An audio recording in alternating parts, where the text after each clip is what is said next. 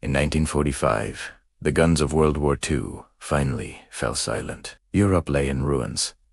Cities were destroyed. Millions were dead. But peace did not bring unity. Instead, two former allies emerged as rivals: the democratic capitalist superpower, the United States, and the communist socialist giant, the Soviet Union. This was not a traditional war fought with direct battles between the two nations. It was a struggle of ideologies, influence, nuclear fear, and global competition. It was called the Cold War. And for nearly half a century, the world stood on the edge of destruction. The tension did not begin suddenly in 1945. The seeds were planted decades earlier. The United States believed in capitalism, private property, and political democracy. The Soviet Union, born from the 1917 Bolshevik Revolution, believed in communism, state control of industry, and a one-party system. During World War II, they were forced into alliance to defeat Nazi Germany. But distrust never disappeared. In 1945, leaders met at the Yalta and Potsdam conferences. The fate of Europe was discussed. The Soviets wanted a buffer zone of friendly communist governments in Eastern Europe. The United States wanted free elections. Soon, Eastern Europe fell under Soviet control. Poland, Hungary, Romania, East Germany all aligned with Moscow. In 1946, British Prime Minister Winston Churchill declared that an Iron Curtain had descended across Europe. The Cold War had begun. The United States adopted a policy called containment to stop the spread of communism wherever it appeared. In 1947, President Harry Truman announced the Truman Doctrine. The U.S. would support nations resisting communism. Then came the Marshall Plan, billions of dollars sent to rebuild Western Europe. The goal was stability and prosperity, preventing communist influence. The Soviet Union responded by tightening control over Eastern Europe. In 1949, Germany became the symbol of division.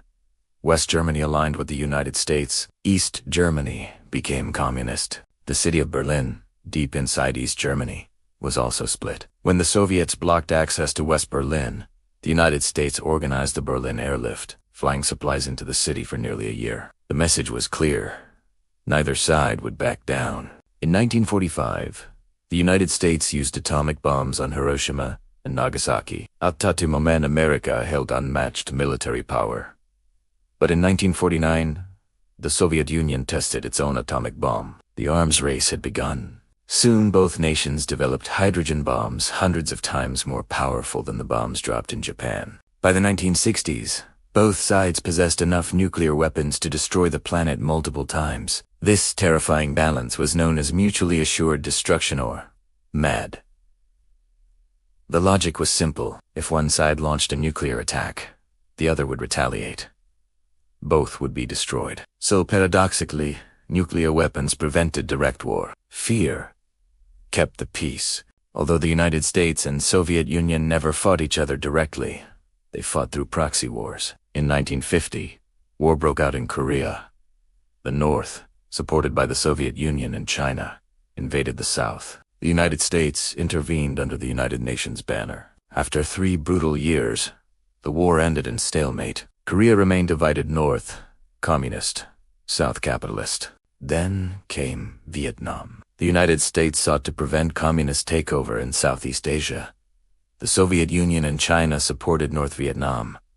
The war dragged on for years. Massive bombing, guerrilla warfare, protests at home. In 1975, North Vietnam won. Communism spread. The Cold War had become a global struggle from Asia to Africa to Latin America. In 1962, the world came closest to nuclear war. The Soviet Union secretly placed nuclear missiles in Kubajost, 90 miles from the United States. American spy planes discovered them. President John F. Kennedy demanded their removal and imposed a naval blockade. For 13 days, the world held its breath.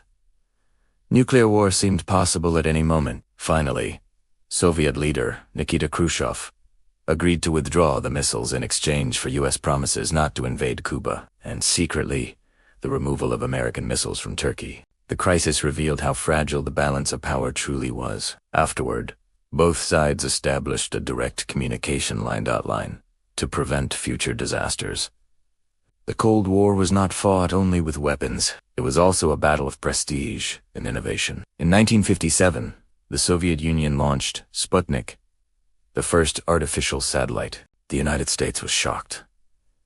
The space race had begun. In 1961, Soviet cosmonaut Yuri Gagarin became the first human in space. But in 1969, the United States achieved a historic victory. Neil Armstrong walked on the moon. The world watched as technology became a symbol of national superiority. In the 1970s, tensions eased slightly in a period known as détente. Arms control agreements were signed, but rivalry never fully disappeared. In the 1980s, the Soviet economy weakened. The arms race drained resources. When Mikhail Gorbachev came to power, he introduced reforms. Glasnost, openness and perestroika restructuring. Across Eastern Europe, communist governments began to collapse. In 1989, crowds gathered in Berlin. The Berlin Wall symbol of division fell. 2 years later, in 1991, the Soviet Union dissolved. The Cold War was over. For nearly 45 years, the world lived under the shadow of nuclear destruction. The Cold War reshaped borders, sparked revolutions, divided nations, and advanced science and technology at unprecedented speed. It never erupted into direct war between the two superpowers, but its influence touched every continent. And even today, global politics still carries the echoes of that long and silent struggle. The Cold War was not just a conflict between two nations. It was a battle for the future of the world.